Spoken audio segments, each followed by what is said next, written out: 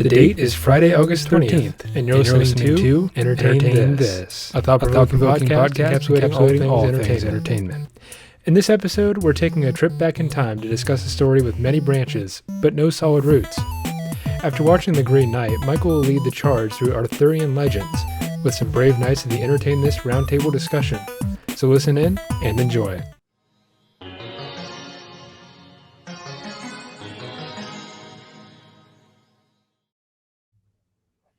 Hello once again, boys and girls. You've ventured into our neck of the woods. That's right. You're back at your favorite show on the internet encapsulating all things entertainment.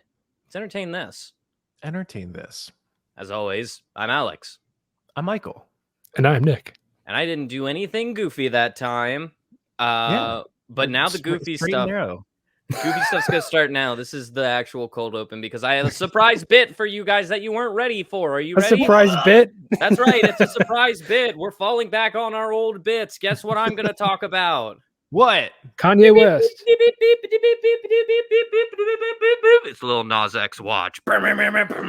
Oh yeah. Hey, we talked about Lil Nas X a long time ago. We did a short segment called Lil Nas X watch. And we were talking about the controversy surrounding the song that he released and the Satan shoe and the lawsuit with Nike. It's that guy. Okay. It's that guy. Track. We're good. Yeah, you're back. So there's an update to the story that I want to get into before we actually get into today's episode, if you boys will allow me. The update is he, after being sued by Nike, was teasing that he was going to go to jail, that he had broken the law, that they were going to send him to prison. And in doing so, it inspired a new song that he just recently wrote and released. And it also sort of had ties to like being gay in the music industry and like coming out as gay and what people thought. And the song is called Industry Baby. It is all right. It takes place in a prison. Where he is sentenced after he is tried for his crimes against Nike. It was released with a short skit in which he kind of Eddie Murphy'd it and played like 5 different characters. Nice. And in doing so, he basically was making fun of Nike and like being like, this is the real reason why all this is going down. This is really why no one liked the Satan shoe. And then he released the song. Nice. Now, all of the money that was made from streaming the song, which I don't have an exact number for, but I can tell you was like an extraordinary amount. He actually donated it to a ton of LGBTQ support groups. Ooh, good for him. So he made a huge donation there. And basically, I just wanted to say, if there is an end to this story, if it doesn't go any further than it is right now, he spun this in maybe the best way he could because he got another song out of it, made a lot of money, and donated it to the charity that was kind of the whole point of all of this, to bring awareness to it. Not only that, but, you know, just to be himself. So we're all very proud of him, and we wish him the best. That was a Little Nas X watch. A happy ending for once. I like that. Yeah, right? It's so nice. Yeah, I mean, hopefully it's not the ending. Like, hopefully we get to have multiple new Lil Nas X watches in the future. But yeah, hopefully not so dramatic, you know? Right, for sure. We're huge fans of Lil Nas X here. If we could get him on the podcast, number one, we probably would be a lot more successful. And number two, we would absolutely do it in a New York minute. But sure. that is enough talking from ya boy. It's not my week. Cha boy. So I'm going to pass it over to cha boy, Michael, who is going to be hosting us this week. Wow. Yeah. Okay. Michael, take us away. I don't know why, but since the last time I did this, it feels like it's been a legitimate like year for me. Times have changed. Times have really changed. So personal update. In the last month, I have since left my job where I was at AWS. I'm going to another fantastic job, even better. But aside from that, even bigger thing, now I'm not referencing Jade as my girlfriend on the show anymore. Now, as of like 3 weeks ago, I can reference Jade as my fiancée. I feel like I should have a ring to show it off or something, but like Guys don't get rings. I know. It's okay. the weirdest thing. It's like, It's okay. I'm We're an engaged. audio medium. Prove it. I can't. That's some No, bling you sound prove effects. it. There we go. But yeah, so like, I don't know. It's been a big last month since my last time doing this, and And so you got a new I'm cat. very excited, and I have a lot of energy to tackle this topic. You got a new Cat. kitty. Show us I your cat. did. The cat was also a part of the engagement. Yeah, you got engaged with a cat with a little kitten. Yeah, It's adorable. You're also moving here soon too. I am. You got a lot of crazy changes, all for the better. Not the movement that I was thinking I was gonna be making. I'm gonna be staying here, local in Northern Kentucky. So super happy about that. But just to a nicer place. So we'll have a different background in a few months. And a maybe smaller room too, I think, right? Well, it won't be as big behind me. So, and hopefully we'll be able to get like the sound set up a little bit better too. So there's maybe not a as much little less echo, maybe just a little. Not that it's bad, because I can fix it, because I'm such a great audio engineer, of course. Oh, thanks, Hey, Nick. Thanks. For anyone who maybe noticed a little change in the quality last week, it was because I edited the podcast. So I did the sound engineering last week, and if you like that work, then keep listening, because we have a project coming up to which I will be doing all of that, which is why one of the reasons why I took the helm last week to edit. Ooh. Awesome. Hey, great reminder. It was 2 weeks ago, technically. We live in a time warp. Yeah. Let's do it again. Today's August. Don't tell him. Don't tell him. Today is August. White noise. Today is August. Yep, exactly. It's a rave. Ooh. I'm sorry. Please tell us what we're talking about before I get all right. into rapping.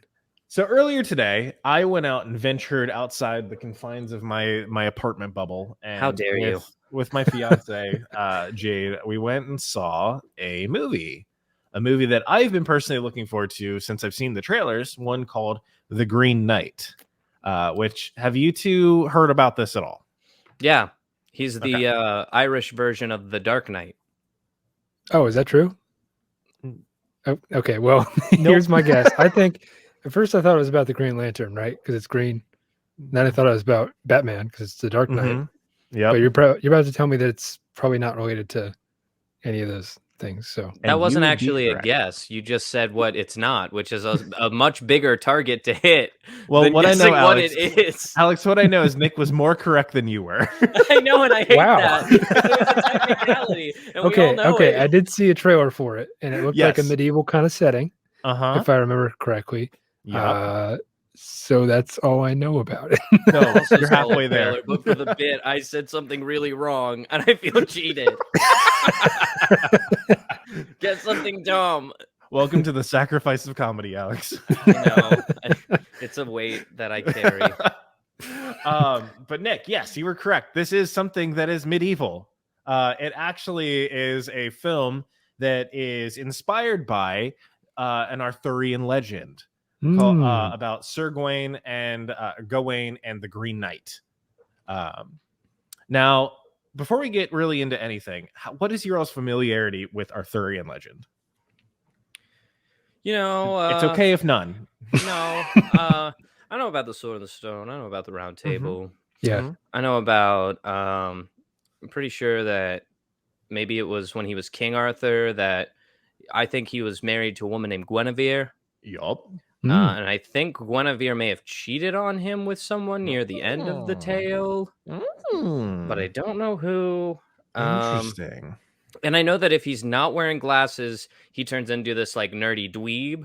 But when he is wearing glasses, he says, "I can see, I can fight."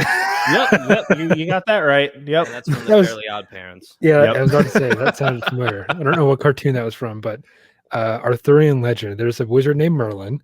Yeah, and he has powers. Then there's Lancelot, which is I think one of his knights in the Round Table. I think that it's Lancelot that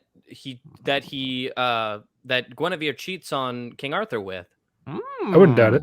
Yeah, I don't know how I know that, but I definitely saw something where that was the plot. Of course, they before they gather around the Round Table, they thank Circumference for being circular. Yep. And he lays his son Sir Radius across it. Pi r squared. That's the area of a circle. That's the little geometry joke. Anyways, I'll shut up now. Okay. I love it. So what are the few things, like, before today, like, I kind of knew the same amount that like you did, Alex, but maybe even less. Like, I really didn't know much about Arthurian Legend at all. And because The Green Knight is a very new movie, I'm not going to spend really much of any time talking about the movie in and of itself. What I'm here to talk about today is Arthurian Legend as a whole, and why it is the world's most influential and some of the most well-known fan fiction ever made. Love that. If I could go on a tangent real quick, Chloe showed me a TikTok today where it was because you said fan fiction. Now this is what I'm thinking of. I would like to personally invite Chloe on to tell you about it, because she's gonna remember it better than I can. I would prefer that she play her intro, because she is fact checking me, and I know that I'm gonna get it wrong. So it'll just blow your mind when you hear it.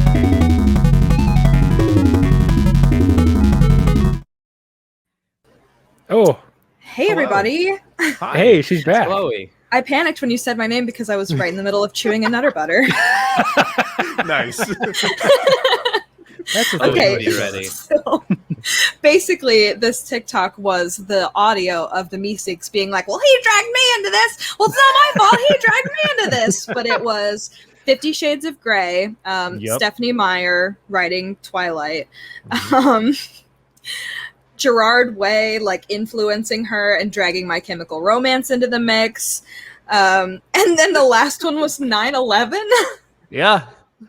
So it was like 50 Shades of Grey existing, a Twilight fanfic, Stephanie Meyer's writing Twilight, Stephanie Meyer's being inspired by is it Panic at the Disco? No, it's My Chemical Romance. My Chemical Romance, yeah. My Chemical Romance being written by like their main Gerard singer trying Way. to get over his trauma, Gerard Way. And then his trauma being caused by 9/11. So 9/11 caused 50 Shades of Grey to be written. Which is like wow. Honestly, the epitome of like what fan fiction is. Like, oh my goodness. Like, it is just disaster upon disaster upon disaster. Right. Upon it's disaster. like that towering deck of like blocks that just keeps getting bigger and bigger. Right. 9/11 is the small block. 50 Shades of Grey. 50 Shades of Grey. Yeah. Well, sorry to say it. It's that true. exact same thing happened in Arthurian Legend, which is what made me go down this fucking rabbit hole in the first place. What? Yes. What kind of fan fiction are you guys reading? Because all the ones that I read are like very gross. To say it. You're reading smut. There's a difference. Smut. Yeah. Oh, this is a hard word. Smut. Okay, well, don't put you in front of it, and you're probably good. You're reading smut, son. All right, I'm gonna see myself out now. Hey, thanks for that info, Chloe.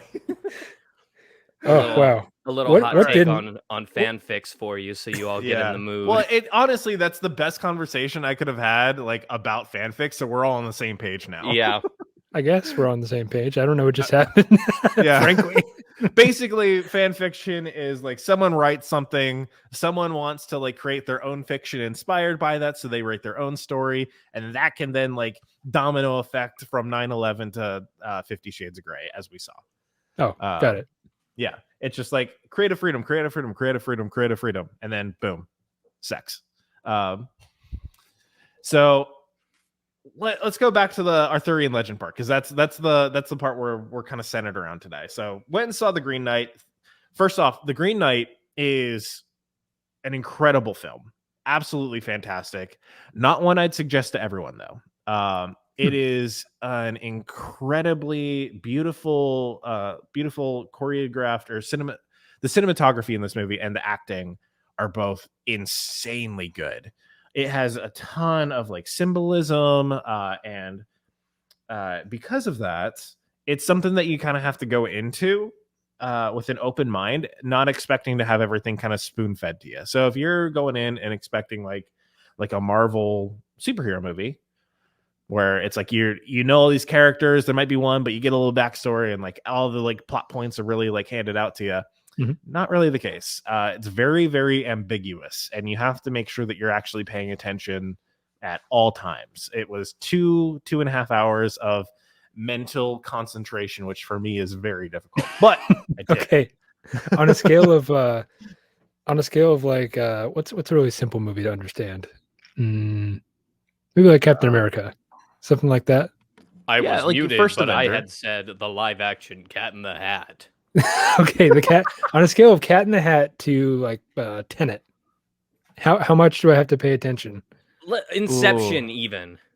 Yeah, I would say films. That it's like not the same kind of like amount of attention you have to give like Inception, but very similar. Less, I'd say it's a little bit less than Inception, but a very different kind of that's right way on the of paying green attention. For me. That's exactly where I need it to be, is a little less than Inception, because the only way that I even got through Inception was with Chloe sitting next to me explaining it step by step. You see, it's a dream within a dream. We watched that in psychology class. True story. Huh. Anyways. Yeah. Inception was one of my favorite movies, which probably speaks to why The Green Knight is now one of my like absolute favorite movies that I'm probably only going to watch once. Well, next topic for next month for you can be Inception. And yeah, there you go. The Inception deception. Look forward to that, maybe. Or maybe it won't. But yeah, so do whatever you want. So getting back to Arthurian Legends stuff, as I said before.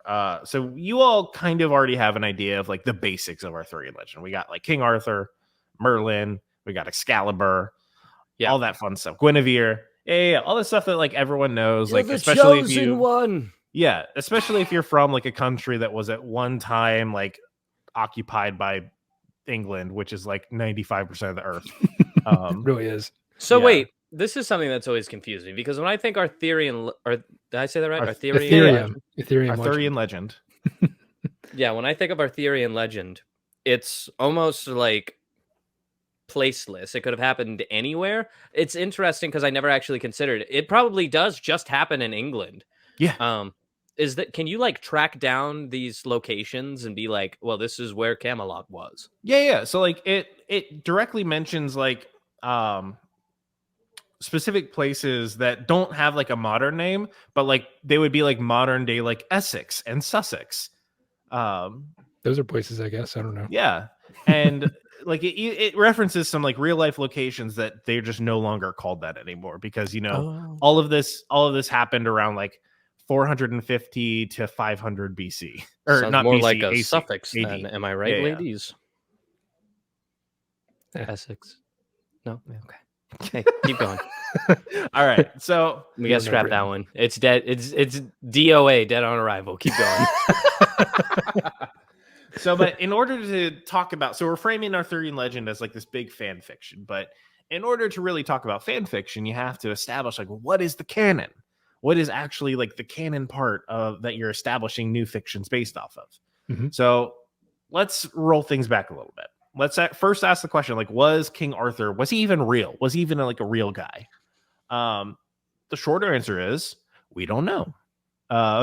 We can gather from the stories and the histories that it happens, like I said, from sometime around 450 to 475 AD, sometime after the immediate like fall of the Roman Empire. Yep. And the whole point of this is that like it's based upon this time when there was this huge power vacuum. So you have all of these smaller nations and territories vying for control and power over these larger lands that the Roman Empire used to have full control over. Yep. So based on the stories and histories that we know, we can gather that likely there was a king that these stories might have been based off of that would have existed in modern day Britain, who was fighting against the invading Scandinavians, who at the time were known as the Angles and the Saxons. But other than that, there's not really much of any historical records to suggest that King Arthur was an actual real person. So that kind of rules out history as something that we can go off of, which sucks because that'd be pretty dope if like Excalibur and like the Lady in the Lake were real. But or like Merlin, even. Yeah, exactly. So I was wrong, actually. Let's fact check myself, if I may. I said it was a medieval story, but as you know, 500 AD is not medieval at all. Some would call that the Dark Ages. As we would all know, yes. Thank you, Nick. Did the Dark Ages immediately go before the Renaissance? Yeah, well, yeah. So it went the Dark Ages and then the Renaissance. And I think the Renaissance, what marked the difference was like the Black Plague, right? Well, am I right there? You have to, okay, so Dark Ages, medieval, Renaissance, Mm-hmm. then you have the Enlightenment era and so on and so forth. But yeah, Chloe can feel free to fact check me on that. But that kind of gives us enough to set the stage, at least for me, because you can think of like the fall of the Roman Empire and like here's Byzantium, and then they have like their own thing, the Eastern Empire. This is like the beginning of the medieval, it feels. Right, Yes. exactly. Yes. Yes, it is the beginning of the medieval. It's not necessarily the Dark Ages, but yes, the beginning of the medieval period. Okay, thank you. Yeah. So for all you history buffs and nerds out there like Nick, that'll help you establish the scene. I just had to get it right in my head because I was like, well, it's not technically medieval. So it's more what are we in myself right than now? anything else. Are we in like... What are we? What are we? The 21st millennium. It'd be postmodern. It depends on who you ask. I mean, Yeah. I don't know. We're in the here and now, Alex, and that's what's important. We're living in the I'd future, rather man. be, I think, in any... We're in the other future. one. Everything's Chrome. Chrome. Exactly. Medieval times. So we can't use any historical evidence to like establish like a historical canon for what King Arthur and Arthurian legend is based off of, or an exact picture of what it was. So, however, we can use one of the first written accounts of it, which comes from the like mid 900s. But however, the story and this grouping of stories, well, it does include some stories about like King Arthur and Gwenivere and some of the main like focal points. It's very, very inconsistent. And it has like, even within the same works, it's got details of stories that happened after earlier parts of the stories, and it tries to attribute actual years to it. And it all just falls apart super easily. So we can't really use that. So what we really attribute as like the first consistent workings that we use as like the foundations of Arthurian legend comes from a grouping of stories written by a man named Geoffrey of Monmouth. And this was out in around like the 11th century. And so what it is kind of like a semi-historical collection of all these like Britannian stories, ranging from like the first emperor of Britain, Brutus, all the way up to like the last guy whose name is like not really remembered because he fucked it all up. So he was kind of expunged from history. His name is actually out there. I was just too lazy to write it down. That's what we did to like almost every president other than like 5. Yuck. So like I said, it serves as like the common foundation of like Arthurian legend. That's because it's got like, it's one of the first works that actually includes all of the like really important information that we use. So like we talked about earlier, it's got all the stuff about Merlin, Arthur, Gwenivere, and Excalibur, and like a few other really important things that like are just not important enough for our podcast. Okay, I see where you're going with this. Yeah, and so like, but even it's sort of inaccurate because it's fan fiction. It's fan fiction on history, essentially. Like the original core that we're trying to like call the canon is in and of itself a bit of a fan fiction.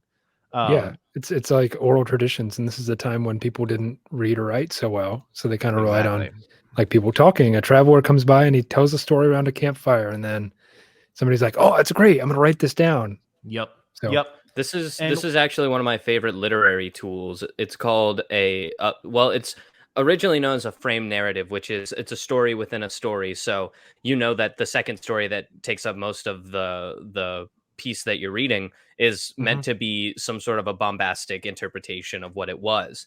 But because of it, you get a term called the unreliable narrator, which is like, because this is written from this point of view, from this person, that the shit you're about to read is mostly bullshit. Which I love so much. A great example that's just easy to get your hands on, easy to comprehend, is the movie Big Fish. It's a Tim Burton movie. And it focuses a lot on the especially the narrator being unreliable. Because at the end you're like, did all of that really happen? It couldn't have. He's an unreliable narrator, but it doesn't really matter, you know? Yeah. It doesn't matter. It's still entertaining. Exactly. Yeah.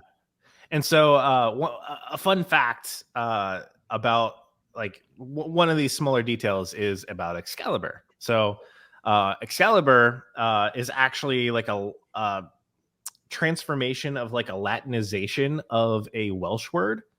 And like the Welsh word essentially can be translated as like just sword. Sword. I Yeah. love that. Yeah. But that's such like a grandiose name. You think it comes from like Latin or Roman or something like that? Excalibur, and then it's Yep. oh, it's from It's Welsh. my great sword. What is the Yeah, name it's of thy basically- sword? basically- Sword. Hear this, my greatest tool. I have named it Sword. It's my Welsh sword. It's a sword. pointy stabby thing. Yeah. And like before we really get any further, I also want to say this is all like I'm not an expert on any of this stuff. So if I'm wrong, yeah, probably. Like I'm not gonna argue with you. You'll be brutally fact checked. Like I Hey, could here's- like we could be getting like supremely fact checked right now, and it's just kind of like, okay, yeah, you're right. Here's a fun fact for you listening at home. Many of the events and legends that are based on Arthurian legend are from Wales, and Price is a Welsh name, and Chloe Price is our fact checker who sent that in the private chat. Yeah. Which explains why Excalibur is a Welsh word for sword, because it actually just means sword. They're like, Yeah. hey, what did he have? Oh, this great sword, and it was called sword. Yep. It's just a sword. Why would Think I of name it- it? think of- It's a knife. Think of it like It's a big old someone fucking knife. Yeah, think of it like someone taking like in English, like, oh, I've got this character, and like he's his hair is dark, and he's stealthy, and he's like a raven. What should I name him? Oh, what's the Latin word for raven? Corvus. His name is Corvus. Incredible. It's basically that. It's Latin hero just sounds cool, though. protagonist. Yeah. Right, exactly. What's your main character's name? Oh, hero protagonist. You're gonna change that later, right? Why the hell would I change that? It's incredible. It's genius. It sounds badass. Are you That's kidding gold, me? Jerry. Gold. Exactly. So Excalibur and hero protagonist take on the world. all right, before we go too off the rails, let's get back on track here. That's bastardization. Yeah, That was a lot of train references for someone who's not Nick. Shut up. Go ahead. All So we're aboard. going back. We're going back to this book that we were talking about, the one that is like the foundations of everything. So one of the most important things that it introduced was like the basic timeline of everything. Mhm. So if we go back, we've got like Uther Pendragon, who is like in this big war with the Saxons, but like his most important goal right now is he just wants to bang his friend's wife. And of course, his friend is like, nah, dude, we're not doing that. So they go to war over this. Officially, all Arthurian legend from this point on is performed to the soundtrack of Party Rock Anthem. Yep. Because as soon as you said that, all that he wanted to sleep with his friend's wife, my brain immediately went, Party Rock is in the house What? tonight. Awesome. I don't know. understand. Awesome. It just feels like that kind of a mood. Party rock, party rock. And so Merlin sees his buddy Uther and is like, oh, you want this? Here, I got you, bro. And he disguises Uther as his buddy, Fuck. and his buddy sneaks into their kingdom and bangs his wife. And then, ipso facto, 9 months later, baby Arthur pops out. Scandalous. Oh, that's how Sir Arthur was born. Yep. Wow. So later on, Arthur's kind of like doing his own thing. He doesn't have like Uther as like his direct, like it's his dad, but it's not like you are Uther's son and like yada yada yada. You're gonna get all the credit for all this shit. No, it was like Uther was later like poisoned by the Saxons and dies, which like it's then discovered that Arthur is the next in line, and that makes him the king at the ripe old age of 15. So like around this time, that'd be like his midlife crisis. So he's like the young king. Right. Yeah. Mhm. But yeah, and then that's where everything kind of like rolls from there. So that's the really important thing that this book established. But so before like Joffrey, the guy who wrote this book, could even really get the stories out the door and published, people were already like scooping this up and writing their own stuff on top of it. So people were like really already going hard on the fanfics. So let me ask y'all another question real quick. So when you all think of like badly written original characters or like OCs, Like, what do you all think of? I think mostly of like overplayed or like very clear copies of pre-existing characters. Like you think of the like secret creep who ends up being like the best friend of the protagonist once they see eye to eye, or you think like the loner who like never has any friends, but then something big happens and now he's the most popular kid in school, and it's like all of those super overused cliches, basically anything you saw in a Nickelodeon cartoon. Right. Yeah. Yeah, basically. I mean, like, it's either that, or it's like the like, look at this guy, he's so cool, he's the best at everything, like he's gonna win the championship and bang your girlfriend. Like, that's Hercules is what you're talking about basically. there. Yeah, That's essentially. Hercules. And it's like, it's mostly just people trying to like live vicariously through this character that they've created, where it's like, I get to experience what it's like to be the coolest guy ever. The common theme there is like one-dimensional characters, I think.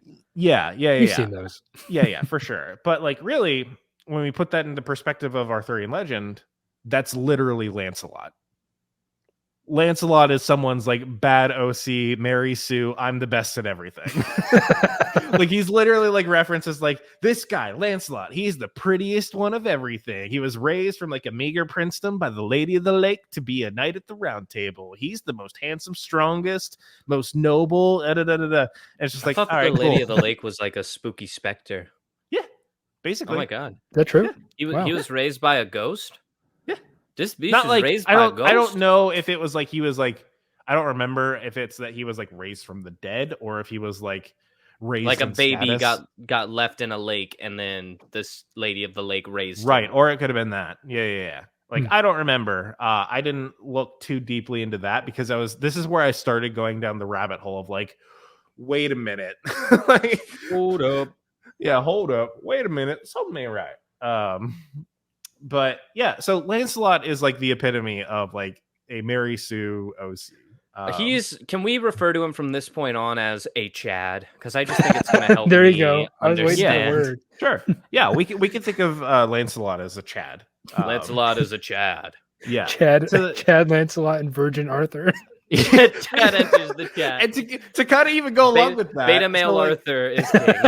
Yeah, and to Beta kind of go along with that, like, so this person's writing this story about Lancelot. At the time of when this person is writing about Lancelot, there was this whole notion of, at the time, because it's before really Christianity took a hold in these areas, because it was still mostly like Welsh and Celtic religions, so like modern day like paganism is what we'd call it. There wasn't a lot of the same Christian beliefs that we would think of today. So one of them is this whole thing of like court romance. So you're at court, you are two high status people, and there's a few rules to this that everyone in the court must follow if they choose to pursue this. So I don't remember all of them, but there's three important ones. One of them is that love for love's sake.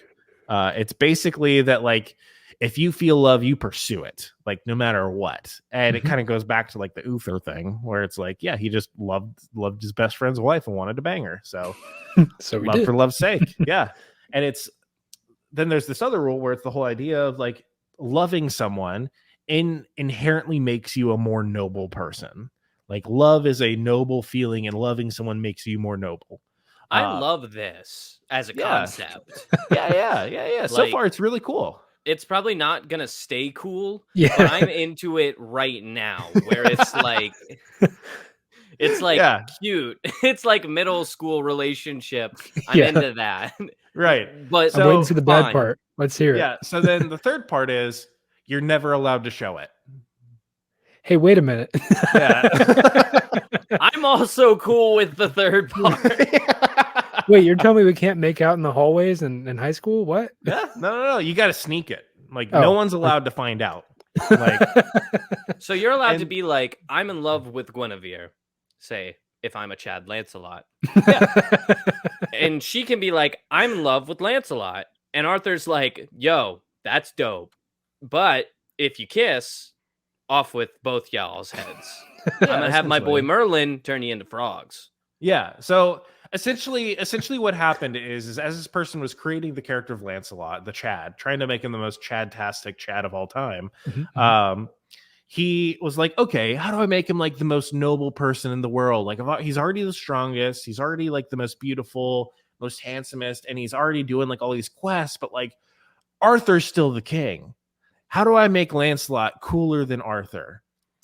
I make it so that Lancelot and Gwenivere have a secret court romance. Let's go. Yeah, This is the part so that I knew about. Inherently, that makes Lancelot more noble because he's pursuing love for love's sake, and because he's in love, he is more noble. But through this entire time, it can't be discovered. I think there's a certain level of like honor in pursuing love that is like, if you were to pursue the love of just like some random woman or some random man's wife, it's like, that is honorable, you're right. But it's like, actually, I love the queen so much that I'm gonna pursue her knowing that it could lead to my like execution by the king. Right, like, that feels more powerful than the latter in like a classical romance way. Exactly. Yeah. But there's also like, the modern interpretation of like, don't be a dick to your friend, tell your friend, like talk about it. Yeah, but and we then, also like, don't hold court anymore in right, the traditional sense. So court. It's hard to compare. Right. Yeah, for sure. Like, if if a girl's married, how about you just like don't? Is what modern day rules would say. It's like, hey, you know what? You can love for love's sake if it's consensual, and if she's not married, any other way, stop. Maybe. Yeah. Just a suggestion. Great thing. We have the rule of never show nor tell. Don't show, don't tell. But yeah, so that's basically Lancelot as a whole. This guy who goes out on like nightly quests, always completes them, is the best at everything. God, I hate him now. I liked him before this. What a Chad. Now I hate him. So that's like the core of like where all the fan fiction kind of starts. Like, we then get like stories about some other knights. Like, another one that's really important is about like the story of Sir Percival, who goes and tries to help cure an ailing king. And like through this, like there's some sort of like procession and something. And this is like this story is the first mention of a grail. Yeah, in no way is it referenced as holy, though. It is just a passing grail in a procession. So later on, okay, yep. So later on, it led to the addition of Christianity to kind of bury the lead. Yeah, well, later on, it took even like smaller steps than that. It then became like, oh, this grail is like an important part of like another story now, because someone wanted to pick and choose elements from others to create their own fan fiction. And then eventually, Christianization happened, and then we started having all of this, like, of Jesus. Right? It's like all of the Arthurian legend, despite the fact that it's got all of this like pagan elements to it. Like, the Lady of the Lake is clearly like a spirit. You have King Arthur's, I think it's his like half sister, named like Morgana Fey or something like that. I'm trying to remember it off the top of my head. Morgana Fey. And Fey, she is like she's like a sorceress, clearly like pulling from the whole idea of like the Feywild, because the whole idea of the Feywild actually comes from like Welsh, like essentially paganism. It was just a connection to the spirits of nature. And then we have like the story of the Green Knight, talking about like the Green Knight comes in like the first 15 minutes of the movie. He's basically a dude who has green skin and is covered in like tree bark and plants. He's clearly like not a reference Shrek, to. Right. I want an Arthur extended universe, like that. There already is, like the Knights of, but I want it all made by like the same studio. That like if somebody took like Marvel Studios, like this would be different movies about like, well, this is the story of King Arthur, and like he got the round table, and now you see all these knights. Well, this is a story about this knight, and this is a story about this knight, and this is a story about Lancelot. And now here they all are like teamed up in an Avengers style movie facing against this guy. Like That would be so dope, and I think I would see every single one of those movies. That would be really cool. So that's my idea. That's my It's my now intellectual copyrighted, property. And if anybody takes it, I'm going to sue, but I will still come see those movies. Sure. But it is mine. I'll give you $20. There you go. Any other offers? Let me know in the chat. There you go. But so we have the Green Knight, and like we talked about, so very clearly he's a reference to what in like pagan religion is known as the Green Man, which is just kind of like an overall representation of like a deity of nature, just to put it as simply as possible. And we have lots and lots of like not Uther, but Merlin was like a druid. He then gets turned into like a wizard, like very pagan. So despite the fact that there's just like a heavy sprinkling of Christianity that gets incorporated into all these stories as they get more and more fleshed out over time, all of these like pagan references are actually still kept in there, which is like a very rare thing for this time. So that's how we then eventually get the story of the Grail turning into the Holy Grail. That then turns into like the Holy Quest. And from that spawns some other new characters. One of which is Galahad. Have you all heard of Galahad before? I've heard that name before. I don't know why. Yeah. So I've heard of the legend of Gallivant. It's the same person. It's the same person. No, Gallivant was an NBC musical. Yeah, which Gallivant is supposed to be. Gallivant's a verb. Galahad. Well, that's incredible. Galahad. I love this. Please proceed. Yeah. So Galahad. So we now have this new scope of like how we view Arthurian legend. We now are viewing it through the scope of Christianity. Well, let's take a little bit of a rewind back to our character Lancelot.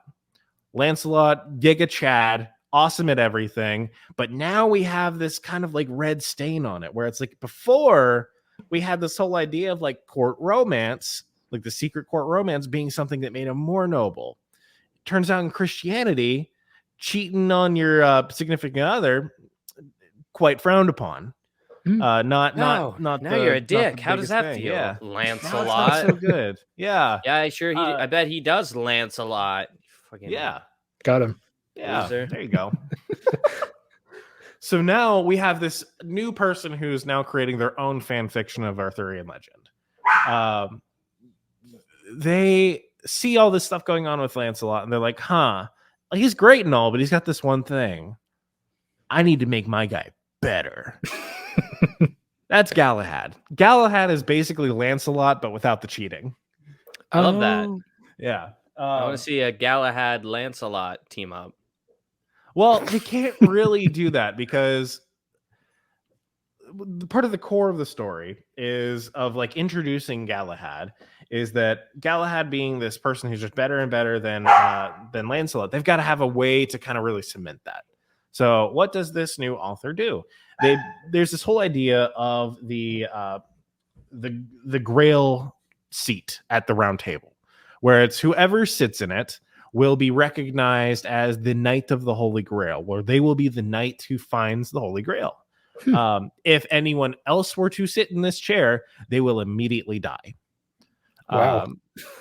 Galahad is kind of a bit dumb, which is like kind of like a lovable trait. He, without really even thinking about it, goes and sits in the chair, doesn't immediately die. So everyone else at the round table, like King Arthur included, is just kind of going, "Oh my God, we found him! He's the guy. He's the guy." He's like, "Is the seat taken?" Exactly. Exactly. And so then this kind of like begins the whole quest for the Holy Grail, and everyone starts going off and trying to find it, because everyone, despite knowing that like everyone's basically like on Galahad's side of like, yeah, Galahad, and they're like, we're gonna help find this thing so that you can find it. Everyone except for Lancelot. Lancelot is a bit of a petty bitch throughout the story, and goes out and tries to find the Holy Grail. He finds it first, actually. He does find it first. But as he approaches the Holy Grail casts a fireball at him. What? And knocks Lancelot unconscious for 3.5 weeks. Got him. Basically, it's God being like, get the fuck out. No, not you. Get out of here. You. Yeah. Am I picturing the Holy Grail right? It's like this golden cup with jewels in it, and Yeah. You've seen Monty Python and the Holy Grail. Yeah, right? Yeah, Of it's course. that. Who hasn't? Yeah. So, Okay. Michael, you've been watching a lot of TikToks lately, and this is going to age Unfortunately, us so well. Have you seen those TikToks where it's like, I like you, have a cookie. I like you, have a cookie. And then it's like, and then I like you, have a cookie. It's like, it's like that, but basically that, but the new author was the for Lancelot. For Lancelot. It's like in King Arthur, I like you, have a cookie. Gallo, whatever. I like you, have a cookie. Galahad, Lancelot. Yeah, exactly. Guinevere, I like you, have a cookie. Yep, exactly. I feel the same. And so later on, we've got Galahad, him alongside some other important knights, Gawain, who is Sir Gawain and the Green Knight, and then another one whose name I can't remember right now. Mhm. They stumble upon the Holy Grail, and the other two knights that are with him are like, "Oh my God, here it is! This is incredible! Like, what are we gonna do?" Da, da, da, da, da. Galahad just kind of walks up to it, takes it. He then gets a bright light from heaven shone down on him, turns around, and he then gets lifted by angels up to heaven, as everyone else that's with him is just kind of like, "Oh yeah, he deserves that. All right, bye-bye." It's like, yeah, he's so cool. He should be in heaven. You're right. Bye, guys. Yeah, You're meaning to tell me that he was assumed into heaven, and that's just like a normal thing that happened back then. I love that he's a lovable idiot, because it really is just like, hey, look, it's a cup. And he like picks it up, and then the angels come down and lift him away. And they're just like, after he's gone, they're like waving in the clouds, like come back together. And they're just like, so should we go tell Arthur? Yeah. They just like walk off. Yeah, basically. That'd be a big deal for Have fun in heaven. for Christians, especially because the only other person that was taken to heaven who didn't have to experience death was Senor Jesus Cristo. No, not only him. He actually died. Yeah, and then ascended to heaven. Yes, on the third day, of course. But amen. But the Virgin Mary, Jesus' mom, was assumed into heaven. Yeah. A big fucking deal. Yeah, which like it becomes a really important part actually in Arthurian legend, because there's like the five truths. I can look them up. Chloe, hey, I'm gonna use the fact that we've got a fact checker. Laying down the fact check card. Yeah, can you look up what the 5 chivalric truths are for Arthurian legend, please and thank you. You have to keep talking while she Googles the secret. And so like so then there's also like the whole idea of 5 is really important. So it's the 5 chivalric truths, but then there's also the 5 injuries of Jesus while he's on the cross. Yep. You've got and then the 2 feet, and then the 2 feet in the side. Yep. And then there's also the 5 truths of Mary, I think is what it's called. I don't know what those are. I even grew up Catholic, but I don't remember. I've been out of Catholic school for a while, Mike. I'm a bit dry on the whole Catholicism thing. You're gonna have to write me a confessional slip. Right. But it becomes like there's this whole symbol of like a pentangle, if you will. Where it's basically a star with 5 points. That's the important part. And that becomes a symbol that you'll actually see in the Green Knight, where all the knights of the Round Table have this pendant around their necks that has this 5-pointed star, as to constantly remind them of all of these different things. But most importantly, the 5 chivalric truths.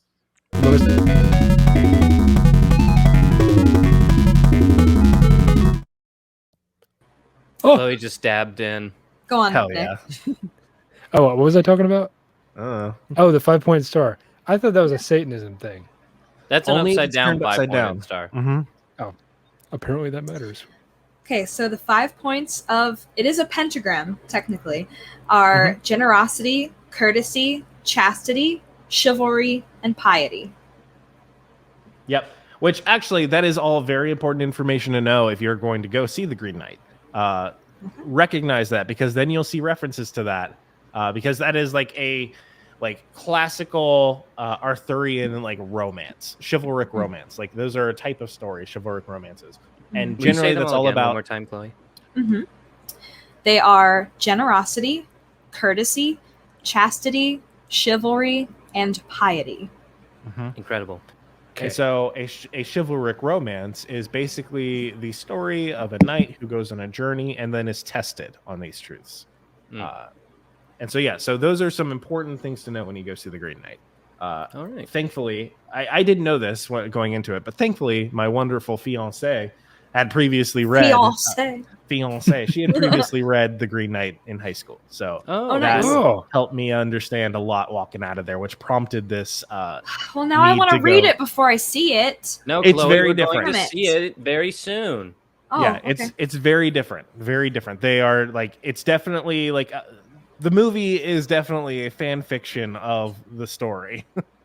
Chloe's still my girlfriend. Whoa, you guys are dating? Yeah. Wow. The fact check. Here's a fact for you. She's my girlfriend. Hey, thanks, Chloe, for the information. No problem. Thank you so much. Wow. But yeah, the five chivalric truths or whatever it's called. Yeah. You got five of them. But yeah, so like it's all these different things that have gone on to make to like influence, like bring Christianity into the Arthurian legend. So it's not something that was always there. Another thing that kind of came from this is the whole idea of Merlin. We kind of talked a little bit about it, but like Merlin very early on was just kind of like this weird like mentor dude who like was just kind of there for Arthur, was also there before for his dad Uther, but he had some weird like nature magic, so he was like a druid essentially. Later on, people wanted to make it a bit more interesting, so they basically came up with the idea, and this is like kind of what we think of as Merlin today, as like he's this wizard, but where did he get these fantastical powers from? Basically the whole idea is that a bunch of demons and devils sent an incubi or incubus. I don't remember what the male version is. Incubus sent an incubus to go impregnate this virgin. Is it an incubus? I thought incubus was the woman version. No, that's a band. Incubus. Anyways, please continue. No, succubus. Succubus is a woman. Incubus is a man. Yeah. So they send the demons and devils send this incubus to go impregnate this virgin, this virtuous virgin. And basically the virgin's like, hey, we shouldn't do that. But also like, you're kind of hot. So they do it, but then they immediately baptize the child, like upon being born, to remove the taint from the devil child. But this was all kind of hurt later. Yeah, this is all kind of in an attempt to create like an antichrist figure. But thankfully, this virgin woman is able to be like, nah, fam, God's cool. Now I got your baby, and I got God. Yeah. And so what's up, demons? Yeah, so now we've got Merlin. Merlin's got like these, but he still has these like demonic powers where he could still use magic, but now he's a good guy, so he's on our side. When Merlin finally meets his father, he can actually be like, "What's up, demon? It's me, your boy." Your boy. Oh yeah. Exactly. But yeah, and so even Merlin himself he's gone through so many iterations. Like he used to be much more of like a background character who had some like important parts of the story, but now we've got the whole idea of Merlin being this guiding figure who's always there for Arthur. And that then like creates the whole notion of like, okay, now we've got the sword and the stone. How did Arthur know that he was the child of Uther, was to be in line for the king? Well, there was this test where there was a sword and a stone. Merlin and the lady in the lake were like, bada bing, bada boom, Arthur, you're great. Here, go try it out. And that's how I figured it out. That was not a part of the original story. And so even like this really, really like important foundational parts that we see about like the Arthurian legends came from essentially fan fictions. But there's still definitely like a lot more to discover there, but really that's the core of it. Then like after like all this Arthurian legend stuff, the stuff like specifically around Arthur, everyone was kind of like, okay, that's a little burnt out. Now we're all going to go make our own OCs and create this giant tale of all these different knights of the Round Table. And that's kind of where we're at today with Arthurian Legend. We have all of these like basic stuff about King Arthur, and now all of these really, really cool and interesting stories about the knights that he was around. And that's kind of, and like I said, that's kind of where we're at today. Leaving us with what I experienced today in The Green Knight, where it was essentially not really a story about Arthur, a more interesting story about a more flawed character in Sir Gawain. And it's a very, very beautiful, like I said, beautiful, incredibly well acted, poignant film that you have to go into with your eyes wide open. There's a few things that like I would highly recommend like doing a little bit of research on, but like if you want to be like fully surprised throughout and speculating, I really enjoyed it the way I experienced it. Don't know anything, go watch it, experience it all, leave and be like, what the fuck did I just watch? And go research. Because then you'll be sent maybe down another rabbit hole like I did. Just from listening this far into the podcast to hear that, I think you probably know a lot to go in and be like, oh, okay, I'm going to have all of this in mind when I go in and watch it. Yeah. Yep. Because, I mean, before we even started talking, like, I didn't know that The Green Knight was a, like, Arthurian Legend spinoff. Like, I just thought it was another, like, you know, set in that time period, medieval kind of a story. Yeah, akin to like The Witcher, maybe. Yeah, kind of. Like The Witcher's more of like that. The Witcher actually is like Polish. It comes from like that area. So like, is it like Britain the same time? Probably like some differences of like 1,000 to like 2,000 years, but like not enough to really be like. I mean, nothing. It's two different fantasy universes. If we're trying to compare like real life times, things get a little sketchy. Not even apples to apples, right? I think that it's funny too that theoretically these Arthurian legends had just as good of a chance as Christianity did to kind of stick. Like the major religion could be like Arthurian for all we know, but Christianity is like, this is the religion, everyone go with this. And then it's more like it's more like since everyone was creating like stories based on these Arthurian legends, they were such a popular like folktale. At this point, it was going to naturally follow whatever society at that time was playing into. So that's why we've got all of this like more fantastical elements that follow close and that align much more closely with like pagan religions. And then it's like, cool, time goes on. Jesus Christo. Like we got that all just like pow right in there. It's almost like a stew, really. Yeah. Because you start off with like this pot of broth. That's like, I don't know, BC, I guess. Then you start adding in a little potatoes. You get some paganism in there. Yeah. And you get a little spice. You get the Islamic traditions in there. Exactly. Abrahamic religions. And then it's like today we have like nihilism and stuff like that. Just to kind of spice up the pot a little bit, you know? Yeah, which funnily enough, like definitely like The Green Knight's a bit of a nihilistic take on things. Walked into that one.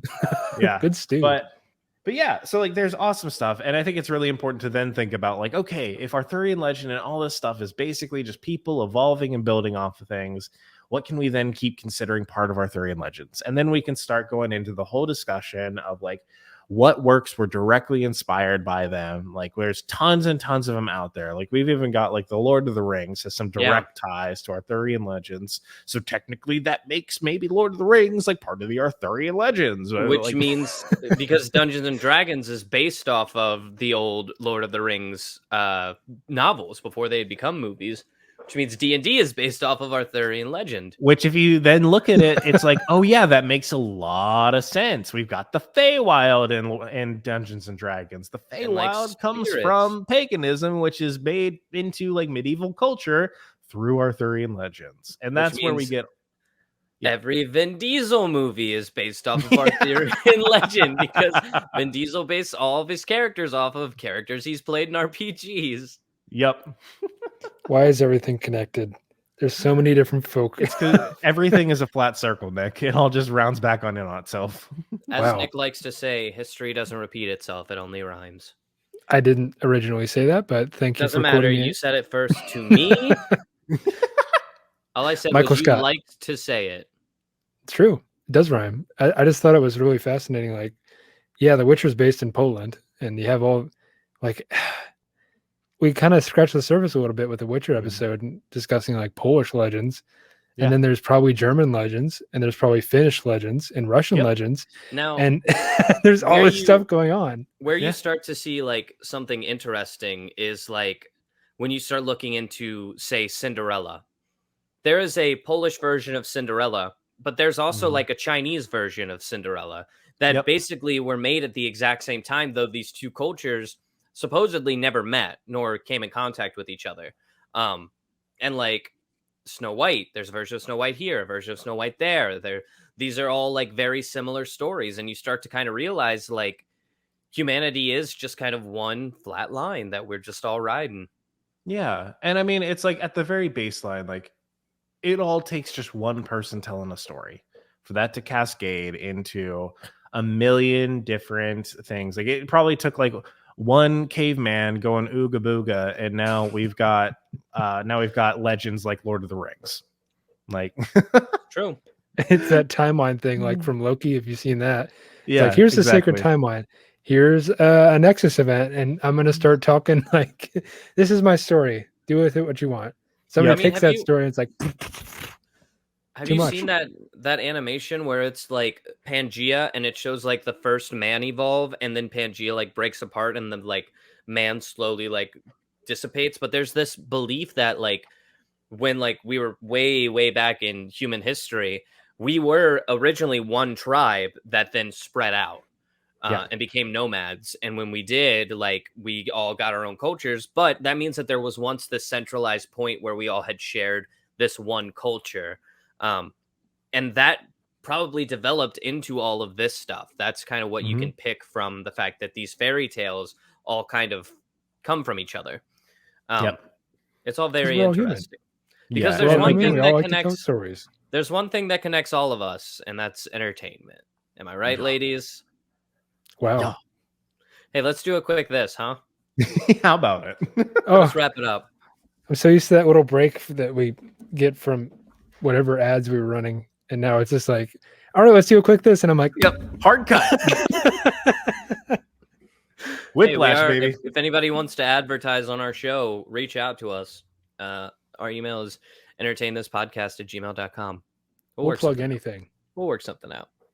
You and me, we'll work something out.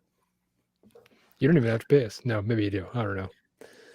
Well, I guess now they don't, because you said that. No promises. Nick doesn't count. Especially not me. Yeah. Nick doesn't do the negotiating. Factor. Nick is stalling right now. Yep. Also, you're not the chaos factor. Yeah, it's been established. I'm more the order factor. Yeah. Oh, we got a timer? Okay. Timer. Yep. And I think chaos factor at this point is the combination of Alex and I. Yeah, it's just hey, you gotta click this. It's whoever's not hosting this week. Right, essentially. Okay. I got it pulled up now. I got a little something for you. Gotta click this. Give it to us. Give me a 3, 2, 1. Okay, just hit the button. All right, cool. You're going. Let's get her done. Okay, so this is popular with the TikTok kids, I'm pretty sure. It's called a POV. How this is starting. It's a POV. You've just finished a long day of work. You've had some dinner. You're looking to unwind after a day of life. So what do you do to chill out at the day's end? Do you drink some fermented grapes? Maybe smoke some funny smelling oregano? Do you flip on the tube for some mindless entertainment? The answer is yes to all those. Maybe you'd enjoy a little show called The Joy of Painting. And that's the topic of my quick list for you boys tonight. So let's get this show on the road with our 2-inch microphone, some podcast red, and this little quick this about our boy Bob Ross. I'm starting to worry because I feel like you guys are losing that the quick this is about something we can't do an hour episode on. You can't do an hour. Surely we could do an hour episode on Bob Ross. Absolutely can. You could, but I'm not going to do it. So this is my quick this. Well, we might do it later is what I'm getting at. I think at this point we could just kind of qualify like anything that we did a quick this on, free game now for a full episode. So I feel personally that I'm a little overqualified to talk about this. Not only did I win an award for knowing Bob Ross trivia at a painting class, I also are what some would call an artist. in the loosest possible definition of it, mind you. Do But a whole episode on this. I know you okay, could. Alex, it's okay. We'll do it later. We got it. But I'll stop right now. Do it. No. I'll stop. Go ahead. I'll leave. Go ahead. I'll turn this car around. You hear me? The point is that I know stuff. I know you guys know little stuff. But I think that's kind of one of the allure of a show like this, is being curious about things. It started with me being curious about the man with an afro behind the meme. You know, you see the memes on the internet, and that makes you kind of curious about things. So you might be sensing a common theme with me at this point. If not, I'll spell it out for you. Memes are very effective at getting me to watch things. So I took a chance, put on this little show, and the next thing you know, I'm inspired and entertained. So for me, the thing that gets me to engage with this the most is the ease of watching a master craftsman create something out of just some colors and some gentle little brush strokes, and a little bit of encouragement too. But also there's a roller coaster of emotions. Bob starts out one painting by using a very, very dark color with like something like sap green on his brush. And you saw the finished product before he started, and you're thinking, oh, Bob, you madman, what are you doing? And then he just brushed it side to side to create these little reflections on a water of a pine tree right next to a glacial mountain lake. So it's those brief moments of discord that lead to this happy resolution and harmony in the end when he presents the end product of a beautiful painting. And that's the joy of painting, really. But like anything, it goes to show you that you get out what you put into it. Yes, you can have it on in the background to block out repetitive thoughts of existential dread, or you can engage with 90% of your drain brain and still get relatively same amount of enjoyment out of it. Alternatively, you can go the try hard route, like maybe Sir Lancelot did, and buy some paints and do the painting yourself. It's your choice after all, and how you engage with entertainment media is entirely a different episode altogether. But while Bob might have left this planet several years ago, his paintings and videos live the hell am I talking about? Hey, you know, there are benefits to reading off a script, but equally when you screw up a word, you have to cut it out. His videos live on in the internet to show the world that you don't need to be a Picasso or a Monet or go to art school even to paint something worthwhile. You can even make mistakes or happy little accidents along the way. And that's all right. Because when asked about his calm and relaxed approach to, like, say something like mistakes, he said, quote, I got a letter from somebody a while back and they said, Bob, everything in your world seems to be happy. That's for sure. That's why I paint. It's because I can create the kind of world that I want, and I can make this world as happy as I want. Shoot, if you want bad stuff, go watch the news. End quote. That's this classic Bob Ross. Yeah. But really, all you need is a brush and a canvas and a little know-how to create your own work of art. That's what the joy of painting is all about. So I ask you, dear listener, go entertain this show. I highly doubt anyone will watch this and feel any kind of tension or anger. So chill out and unwind. And until next time, bye-bye and God bless. Aww. And to fill the rest of my time, I have some fun facts about Bob Ross if you're interested. Too late. You shut off the timer. We're gonna well, real quick. Where episodes? Where are they still showing the Bob Ross like infinite playlist on Twitch? I don't know. I don't get on Twitch that much. Probably. Okay. So do you know like what's the easiest way to watch Bob Ross episodes? YouTube. There's Netflix a lot of episodes on YouTube. Netflix. Okay, cool. I know. Maybe I was it's about to say Hulu. Disney Plus. Doubt Not that. Disney Plus. Definitely not. Yeah. Definitely YouTube though. He has an entire Bob Ross channel, and he's just got mountains and mountains of episodes. That you can Mountains go and watch. mountains and mountains that he painted. Yep, that's right. The man loves to paint mountains.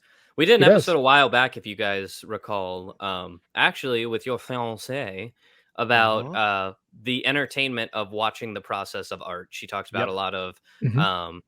a lot of Instagram users, a lot of Facebook users who kind of gain audience from making these like insane sculptures or like doing time-lapse paintings. I know one of the big ones is like the street spray painters. And I think that is the trickle down effect of Bob Ross, is like, because Bob Ross did this, now we're all like doing these smaller things on the internet. It's kind of like an echo of that Yelp that he let out into the world. Yeah, it was definitely like one of the first times that we ever saw like personality put to art. Yeah. And really making that the product. It is just absolutely satisfying, like you said, to watch a master craftsman make something beautiful. Basically, give Mr. Rogers an art degree, and that's Bob Ross. Almost, yeah. He kind of pioneered the whole ASMR thing too. Yeah. Before that was even really a thing, because you get the little brush strokes on the page, and it makes this lovely. Yep. And of course, his calm demeanor always helps. So. And then you get that broken up with him batting his brush, beating the devil out. Yeah. Don't do that in an actual art class. You'll get frowned upon. I've learned that the hard way. It's like, what? But I saw the king do it. Right. I think I had a thought earlier today of us doing like an entire ASMR video, like an ASMR episode where we're all just like really close to the mic and we're really letting them have it, and like maybe we're like working on like a screenplay or something, and we're just like put the mic really close to the we're keyboard. Just like pitching a movie to each, shopping through a movie idea onto a typewriter, and I'm like typing it out. You're hearing the click clacks, and we could just do doing real nice that. hour-long episodes like that. Yeah, we could do something like that, or we could have like an Entertain This episode about ASMR, all done in the style of ASMR. Wow, that's an excellent idea, Michael. Thank you. Am I even capable of this? I don't know. You gotta turn up your gain. Turn up your gain. Okay, turn it up. That's how you do it. You gotta get gain, bro. Hey guys, this is starting to go into a weird place. Hey, as always, if you have something you want to see us cover on the show, email us your suggestions at entertainthispodcast@gmail.com. There's also a nice little form at the bottom of our website. It is www.entertainthis.net. You can scroll down to the bottom of that page, make your wheel do the little clicky thing as you're scrolling. You can fill out that form, do a little clickety clack on your keyboard. If that doesn't suit your fancy, you can also reach out to us on our social medias. On Twitter, we're entertain_this. On Instagram, we are Entertain This Podcast. We also have a Facebook page that you can follow for updates on the show. Be the first to get new information on when we release new episodes. We also have a YouTube channel. We are Entertain This. You can check that out and watch our live streams every Wednesday. Sometimes they're on Thursdays. You just have to tune in to find out. Ring that bell notification. Make sure you subscribe. Until next time, thanks for watching. See ya. Bye. All right, bye, guys.